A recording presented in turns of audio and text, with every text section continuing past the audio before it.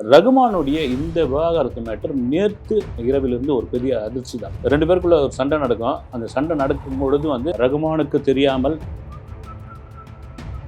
ஒரே ஒரு அவருடைய இசை வாழ்க்கையில் ஒரு சின்ன கரை அப்படின்னு சொன்னோம்னா, இயல்பாகவே என் ஸ்டுடியோவுக்கு நிறைய பாடகிலாம் பாட வருவாங்க.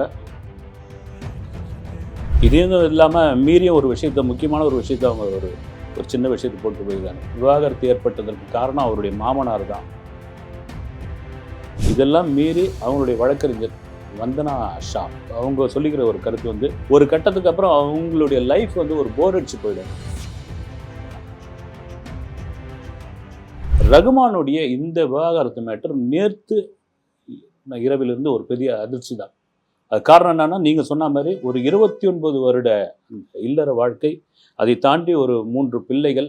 ரகுமான் மீது இதுவரை எந்தவித ஒரு சின்ன ஒரு கான்ட்ரவர்சி கூட கிடையாது, ஒரு சின்ன புள்ளி கூட கிடையாது.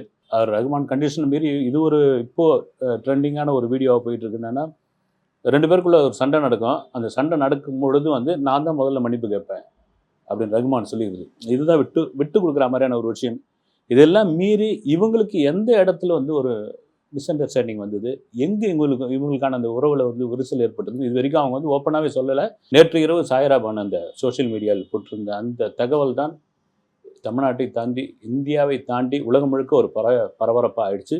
ரகுமானும் அதுக்கு ஒரு விளக்கம் கொடுத்துருந்தாரு. 2 பேருமே என்னென்னா, எங்களுடைய பிரைவசியான விஷயம், இதில் யாரும் தலையிட வேண்டாம்னு ஒரு பொதுவெளியில் போட்டாச்சு.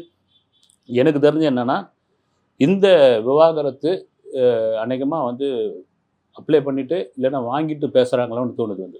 2 பேரும் சொல்லி வச்சு பேசுகிற மாதிரி. இதெல்லாம் மீறி அவங்களுடைய வழக்கறிஞர் வந்தனா ஷா அவங்க கீழே ஒரு குறிப்பு அவங்க சொல்லிக்கிற ஒரு கருத்து ஏன்னா வந்தனா ஷா நிறைய குறிப்பாக சினிமா செலிபிரிட்டிகளுடைய லாயராக இருக்காங்க. நிறைய பேருக்கு இந்த விவாகரத்து வழக்கெல்லாம் வாங்கி கொடுத்துருக்காங்க. அவங்க என்ன சொல்கிறாங்கன்னா, பொதுவாகவே செலிபிரிட்டிஸ் இந்தியாவில் கோட்டீஸ்வரர்கள் ஒரு கட்டத்துக்கு அப்புறம் அவங்களுடைய லைஃப் ஒரு போர் அடிச்சு போயிடும். அது என்னன்னு நம்ம கண்டுபிடிக்க முடியாது. போர் அடிச்சு போயிடும். அது நீங்கள் மேற்கத்திய நாடுகளில் ஒரு பெரிய கலாச்சாரமாக இருந்தது. அது அப்படியே இந்தியாவுக்குள்ளே வந்துருச்சு. அதில் அவங்க ஒரு பேசி வச்சுக்கிட்டு கடந்து போயிடுவாங்க. அப்படி தான் இந்த விவாகரத்து பார்க்கப்படுகிறதுன்னு அவங்க சொல்லியிருக்காங்க. இதையும் இல்லாமல் மீறிய ஒரு விஷயத்த, முக்கியமான ஒரு விஷயத்தை அவங்க ஒரு சின்ன விஷயத்தை போட்டு போயிருக்காங்க. சவுத் இந்தியாவில் ஒரு நடிகைக்கு விவாகரத்து ஏற்பட்டதற்கு காரணம் அவருடைய மாமனார் தான் அப்படின்னு ஒரு விஷயத்த சொல்லியிருக்காங்க. ஏன்னா அவரும் அந்த நடிகையும் அவருடைய கணவர் ஒரு நடிகர், லவ் பண்ணி கல்யாணம் பண்ணிக்கிட்டாங்க. அது ஒரு பெரிய ஃபேமிலி. அந்த பெரிய ஃபேமிலிக்குள்ளே அந்த நடிகர் கட்டிலில் புலியாக இருப்பார், ஆனால் தன்னுடைய அப்பாவை பார்த்தோன்னே பூனையாக மாறிடுவார் அப்படின்னு. இது யாரை சொல்கிறாங்கன்னு அவங்க தெரிஞ்சு பேரை குறிப்பிடல. இது மாதிரி பல விஷயங்கள் சொல்லியிருக்காங்க. ரகுமான் விஷயத்துக்கு சொன்ன காரணம் என்னென்னா, இதுக்கு காரணம் ஒரு செக்ஸுவலோ ஒரு அஃபையரோ கிடையாது. அவங்களுக்குள்ள ஒரு சின்ன விஷயம், நீ நானும் பிரிஞ்சு போகலாம், பேசிக்கிற ஒரு விஷயம்தான், பிரிஞ்சு போய்க்கலாம் அப்படின்ற ஒரு விஷயம். இது முழுமையாக 2 தரப்புலேருந்து, ரகுமான் தரப்புலேருந்தும் சாய்ரா பானு தரப்புலேருந்தும் சொல்ல வேண்டிய அவசியம் இல்லை. இதில் நாம் போய் ஆராய்ச்சி பண்ண வேண்டிய தகுதியும் நமக்கு கிடையாதுன்னு எனக்கு தோணுது. ஒரே ஒரு அவருடைய இசை வாழ்க்கையில் ஒரு சின்ன கரை அப்படின்னு சொன்னோம்னா, மறக்குமா நெஞ்சம்னு ஒரு கான்செப்ட் ஒன்று பண்ணார். 1 வருஷம் ஆயிடுச்சுன்னு நினைக்கிறேன் நான். அந்த கான்செப்டில் ரகுமானுக்கு தெரியாமல் அதிகப்படியான டிக்கெட்டுகளை விற்று அந்த ஈசிஆர் சாலையை கொலாப்ஸ் ஆக்கி ஒரு வழியாக பண்ணி போக்குவரத்து நெரிசல் ஏற்பட்டு ரகுமானுடைய இந்த சினிமா வாழ்க்கையில், இசை வாழ்க்கையில் அதுதான் ஒரு கரும்புள்ளி. அது கூட ரகுமான் கூட சொல்லியிருந்தார், நீங்கள் டிக்கெட்டு அந்த காப்பி இருந்ததுன்னா மெயில் பண்ணுங்கள், நான் திரும்ப அதை ரீஃபண்ட் பண்ணிடுறேன்ற அளவுக்கு ஆயிடுச்சு. மற்றபடி பார்த்தீங்கன்னா, ஒரு திலீப்பாக தன்னுடைய வாழ்க்கையை ஒரு சாதாரண சராசரியான ஒரு நபராக ஆரம்பித்து ரோஜா படத்திற்கு பிறகு ஒரு இசை புயலாக மாறி இன்று உலகம் முழுக்க ரகுமானை தெரியாதவங்களே கிடையாது. ஒரு ரகுமானை கூட சொல்லியிருப்பார், எனக்கு ஒரு 29 வயசானப்போ நானே ரொம்ப வயசாகிட்டோமோன்னு ஒரு ஃபீலில் எங்கள் அம்மா கிட்டே போயிட்டு நான் கல்யாணம் பண்ணிக்கிறேன், எனக்கு பொண்ணு தேடுங்கம்மான்னு சொன்னேன். இது யாருமே சொல்ல மாட்டாங்க. நான் சொன்ன அது காரணம் என்னென்னா, இயல்பாகவே என் ஸ்டுடியோவுக்கு நிறைய பாடகிலாம் பாட வருவாங்க. பாட வரும்போது நான் ரொம்ப கூச்ச சுபாவம் உள்ள ஒரு நபர், அவங்கள அப்படியே கடந்துட்டு போயிடுவேன். இந்த எண்ணம் வந்த பிறகு எங்கள் அம்மாவுக்கே ஒரு பெரிய சந்தோஷம் ஆகிடுச்சு. அப்போ நாங்கள் ஒரு தர்காவுக்கு போயிட்டு இருக்கும்பொழுது, அந்த வழிபாட்டு தளத்தில் இதெல்லாம் பண்ணிவிட்டு வெளியே வரும்பொழுது சாய்ரா பானு ஃபேமிலியை பார்க்குறோம், மீட் பண்ணுறோம், பேசுகிறோம். ஒரு சில நாட்களிலே அது முடிவாகுது, ஒரு திருமணம் நடக்குது. நான் தமிழ்நாட்டை சேர்ந்தவன், அவங்க குஜராத்தை சேர்ந்தவர்கள். இளம் ஜோடியாக இருந்து இல்லைன்னா ஒரு 5 வருஷம் 6 வருஷம் இருந்துட்டோம். அது நீங்கள் டைவர்ஸ்க்கான பல காரணங்கள் கேட்பாங்க இல்லைங்களா? இது அதுன்னு சொல்லலாம், குழந்தை இல்லைங்கன்னுவாங்க, அப்புறம் செக்ஸுவல் பிரச்சனைவாங்க, அப்புறம் வந்து மாமியார் மருமகள் சண்டைன்னுவாங்க, ஏதோ ஒரு காரணம் சொல்லுவாங்க. இவ்வளோ காலம் வாழ்ந்துட்டு பிறகு நமக்கு அவங்க லாயர் சொல்லியிருக்கிற மாதிரி பொதுவாக சொல்லியிருக்காங்க வந்து, இது மாதிரி பெரும் கோட்டீஸ்வரர்கள் செலிபிரிட்டிகள்லாம் வந்து ஒரு வாழ்க்கை ஒரு கட்டத்துக்கு அப்புறம் போர் அடிச்சு போயிடும் அப்படின்ற மாதிரியான ஒரு விஷயம். போதும் இதுக்கப்புறம் வந்து இவ்வளோ நாள் இவருடைய மனைவி, இவ்வளோ நாள் இவருடைய கணவர் நம்ம ஏன் தொங்கிக்கிட்டு இருப்பானே, ரைட்டு நாங்கள் மியூச்சுவலாக பிரிஞ்சு போகிறோம் அப்படின்னு அவங்கவுங்க பாதைக்கு சுதந்திரமாக நாங்கள் போயிட்டு இருக்கோன்ற ஒரு காரணமாக தான் இருக்கும்.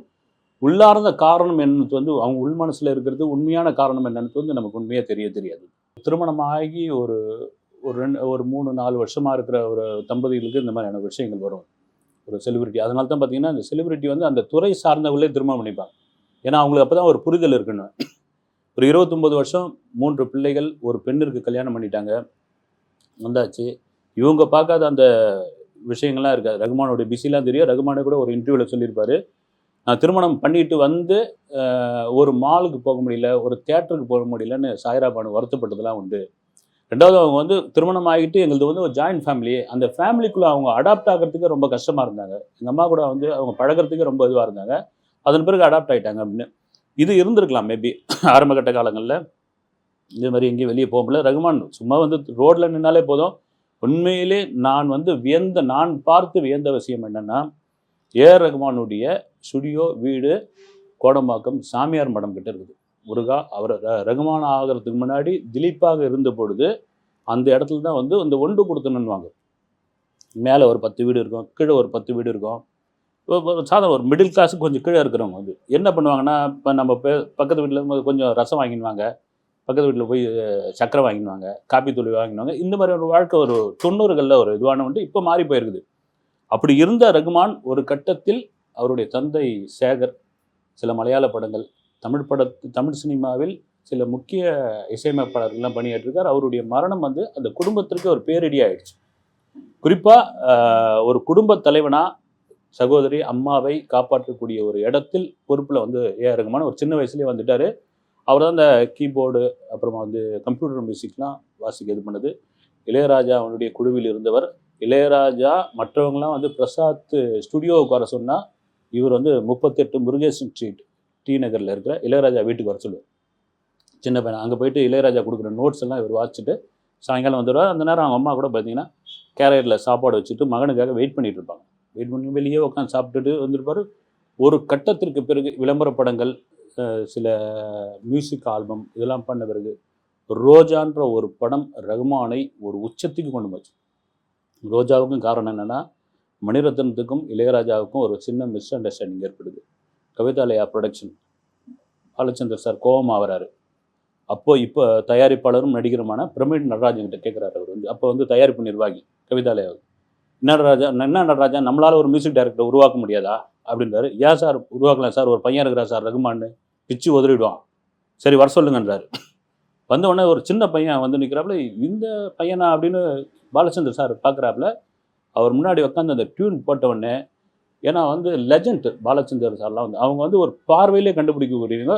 அப்போ பிரமின் நடராஜன் அவர்கிட்ட சொல்கிறாரா, இந்த பையன் வந்து ஒரு உலகத்தையே ஒரு கலக்கலவான் பாருங்கன்னு. இதுதான் கண்டுபிடிப்பு. ரகுமான் அதே போல் உலகத்தில் ஒரு உச்ச நட்சத்திரமான மியூசிக் டைரக்டராக வந்து இசை புயலாக மாறினார். வந்து இதெல்லாம் தாண்டி எதுக்கு சொல்ல வரேன்னா, அந்த வாடகை இருந்த இடத்தையே பிறகு வாங்கி அந்த இடத்துல தான் இப்போ ஸ்டுடியோ இருக்குது. சாமியார் மாடம் எப்படி ஃபேமஸோ அதே போல் ரகுமானோட வீடு ஸ்டுடியோ ஃபேமஸ். இது சொல்ல வர்றதுக்கு காரணம் என்னென்னா, அந்த வழியாக நான் கடந்து போயிருக்கலாம் வரும்போது, இந்தியாவில் உள்ள டாப் டைரக்டர்கள், டாப் பாடலாசிரியர்கள், உலக புகழ்பெற்ற பாடகர்கள் பாடகிகள்லாம் அந்த தெருவில் வந்து வாக்கிங் போயிட்டுருப்பாங்க, வந்து போயிட்டு வந்துட்டுருவாங்க. நீங்கள் அது ரகுமான் வரதுக்குன்னா ஒரு சாதாரண இடம். அந்த சாமியார் மடம் வந்து ரோடு வந்து சுப்ராய நகர் ஒரு 5-6 தெரு இருக்குது, ஒரு சாதாரண இது. அதன் பிறகு பரபரப்பான ஒரு சாலையாக மாறிச்சு.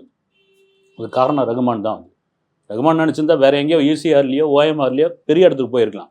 அவர் அந்த இடத்துல தான் இருந்தாங்கன்ற ஒரு விஷயம் தான் வந்து அந்த எளிதான ஒரு விஷயம். அதை பழச மறக்காத ஒரு ரகுமான் தான் இன்றைக்கி அந்த அவருடைய வாழ்க்கையில் இப்படி ஒரு விஷயமானு தான் எல்லாருக்கும் ஒரு பெரிய ஆச்சரியமாக இருக்குது. இல்லை, அவரும் ஒரு இது போட்டிருக்காரு, அவரும் ஒரு அறிக்கையாக வெளியிட்டிருக்காரு. வந்து அவரும் இதே தான் சொல்லியிருக்காரு. வந்து அவர் என்ன ரொம்ப கொஞ்சம் அவருக்கே ஒரு பாணியில் வந்து, இதை நான் எதிர்பார்க்கவே இல்லை, ஒரு கடவுளுடைய கிரீடத்திலிருந்து ஒரு பகுதி விழுந்தா மாதிரியான ஒரு ஃபீல் இருக்குது அப்படின்னு. அவர் எப்பவுமே வந்து அந்த தெய்வ நம்பிக்கை அதிகம் உள்ளவர். வந்து அந்த மாதிரியான ஒரு ஃபீல் நான் இது பண்ணிடுறேன். இது 2வது இதை திரும்பவும் ஒட்ட வைக்க முடியாதுன்ற மாதிரி அவர் பேசியிருக்காரு. இல்லை, அவங்க 3 பசங்களுமே அவங்களும் ஒரு பதிவு போட்டிருக்காங்க. இது எங்களுடைய அப்பா அம்மாவுடைய ப்ரைவசி வந்து இது அவங்களுக்கான சுதந்திரம், இதில் யாரும் தலையிட வேணாம்னு சொல்லியிருக்காங்க. அது சுதந்திரமாக இருந்தால் கூட பொதுவெளியில் தானே அவங்க பகிர்ந்துருக்காங்க. பொதுவெளியில் பகிரும் பொழுது ஒரு பிரபலம், மிகப்பெரிய பிரபலம், உலக பிரபலம் இப்போ பேசி தான் வாங்க. அது பேசுறது கூட பார்த்தீங்கன்னா யாரும் வந்து தவறாக இல்லை, ஒரு ஆதங்கத்தில் தான் பேசுகிறாங்க. வந்து 29 வருஷம் இருந்துட்டாங்க, என்ன பிரச்சனை அவங்களுக்குள்ள அப்படின்ற கேள்வி தான் இன்றைக்கு ரகுமானுடைய ரசிகர்கள் பொதுவானவர்களுக்கு உள்ள ஒரு கேள்வி, பெரும் கேள்வியாக உள்ளது. அதுவும் கடந்த சில மாதங்களாக தமிழ் சினிமாவில் எக்கச்சக்கமான விவாகரத்து மேட்டர்களை பார்த்துருக்கோம். ஒவ்வொன்றா ஆரம்பித்து ஒவ்வொன்றா பேசி பேசி பேசி பேசி அதெல்லாம் கூட நிறைய பேர் பேசுகிறவங்களாம் சொல்லிட்டு இருந்தாங்க, ஏங்க அடுத்தவங்களுடைய வாழ்க்கையில் போய் இதெல்லாம் பேசிக்கிட்டு இருக்கீங்க, விவாகரத்தை பற்றிலாம் ஏன் பேசிக்கிட்டு இருக்கீங்கன்னு பொதுவாக எல்லாரும் அந்த பேசுகிறவங்க சோஷியல் மீடியாவில் இது பண்ணவங்களாம் சொல்லிட்டு இருந்தாங்க. நீங்கள் விவாகரத்து ஒரு குடும்ப நல கோர்ட்டில் வந்து ஒரு நாளைக்கு இவ்வளோ 100 பேர் வராங்க அப்படின்ற ஒரு விஷயம் இருக்கும் பொழுது, ஒரு செலிபிரிட்டிகள், குறிப்பாக சினிமா செலிபிரிட்டிகள் ஒரு விவாகரத்து மேட்டரை ஏன் இது மாதிரியான ஒரு பத்திரிகையாளர்களாக, ஊடக வழியாக பேசுகிறார்கள் என்றால், உங்களை கடவுளா, உங்களை வந்து ஒரு தலைவனா, நீங்கள் சொல்கிறத அத்தனையும் ஏற்றுக்கிற ஒரு இடத்தில் வந்து இந்த ரசிகர்கள் இருக்காங்க. ஏன்னா உங்களை ஃபாலோ பண்ணுறவங்க லட்சத்தில் மட்டும் இல்லை, கோடியில் இருக்கிறாங்க. நீங்கள் அப்படி பண்ணும்பொழுது நீங்கள் சொல்கிறதெல்லாம் செய்யக்கூடிய அந்த நபர்கள் ஒரு விவாகரத்துன்ற ஒரு விஷயத்தை நீங்கள் பண்ணும்பொழுது அவனுக்கு அது ஏதோ ரொம்ப அசால்ட்டான ஒரு விஷயமா, சரி அவரே தலைவரே பண்ணிட்டாரு, நாம் ரைட்டரான்ட்டு பொதுவாக அப்படி தூக்கி வச்சுட்டு போயிட்டே இருப்பாங்க. ஒரு விவாகரத்து அப்படி கிடையாது. வந்து ஆயிரங்காலத்து பயிர்னு ஏன் சொன்னால் வந்து ஒரு திருமணத்தை வந்து ஒரு திருமணம் மட்டும்தான் வந்து ஒரு திருமணம் வந்து சீக்கிரமாக முடிவாகிறதே இல்லை. வந்து அதன் பிறகு அந்த திருமணத்துக்கு பிறகு ஒரு குழந்தை குட்டிங்க, அப்புறம் பேரம்பேத்தி, ஒரு ஆலமரம் மாதிரியான ஒரு விஷயம் அது. இன்றைக்கும் நீங்கள் ஊரில் கிராமத்தில் பார்த்தீங்கன்னா ஒரு கணவன் மனைவிக்குள் தகராறு நடக்குதுன்னா அவன் கோர்ட்டுக்கு போக மாட்டான். நேராக வந்து இருக்கிற பெரியவங்க உட்காந்து பேசுவாங்க. என்ன பேசுங்க, உங்களுக்கு என்ன பிரச்சனை சொல்லுங்கள், நீங்கள் இது வந்து என்ன சின்ன மனப்பிரச்சனையா, செக்ஸுவல் பிரச்சனையா, என்ன பிரச்சனை வாங்க பேசுங்க, பேசின பிறகு ரைட்டு ஓகே. அதனால தான் பார்த்தீங்கன்னா அங்கே ஒரு கட்டத்தில் நீங்கள் அந்த காலகட்டங்களில் சுத்தமாக கிடையாது. அதற்கான காரணம் அதுதான். வந்து நீங்கள் சினிமா செலிபிரிட்டியாக பொதுவெளியில் மிக முக்கிய ஒரு பிரமுகராக இருக்கும் பொழுது இந்த விஷயத்தை நீங்கள் செய்யும் பொழுது இது பேச வேண்டியது ஒரு கட்டாயத்துக்குள்ளாகிறது.